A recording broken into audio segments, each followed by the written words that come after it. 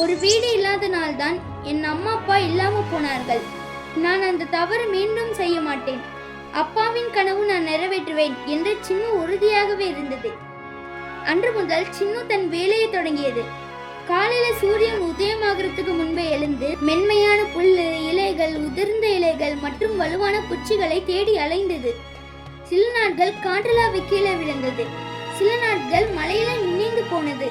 ஆனா ஒவ்வொரு முறையும் சின்னு தன் அம்மா அப்பாவை நினைத்து இது அவர்களுக்காகவும் எனக்காகவும் தான் என்று சொல்லி மீண்டும் தொடங்கியது. மெதுவா மெதுவா சின்னுவின் கூடு உருவாகியது. முதல்ல வலுவான அடித்தளம், பிறகு உறுதியான சுவர்கள், இறுதியில மென்மையான உலை. ஒவ்வொரு நாளும் சிறிது சிறிதாக அதன் உழைப்பு பலன் தந்தது. ஒரு பெரிய புயல் வந்தப்போ பல பறவைகளின் கூடு சேதம் அடைந்தது.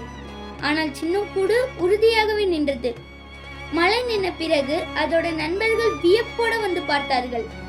இது எப்படி சின்னு? உன் அம்மா அப்பானாலே முடியாதது எப்படி செய்தாய்?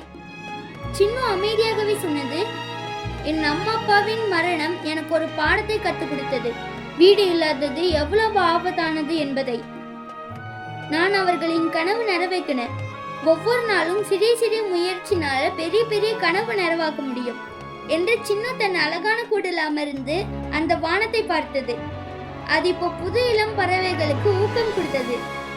உங்கள் குடும்பத்தின் கனவு நீங்களே நிறைவேற்றுங்க. உங்கள் வீட்டை நீங்களே உருவாக்குங்க. ஒரு சிறு முயற்சினால உங்கள் குடும்பத்தின் எதிர்காலம் பாதுகாக்கலாம்.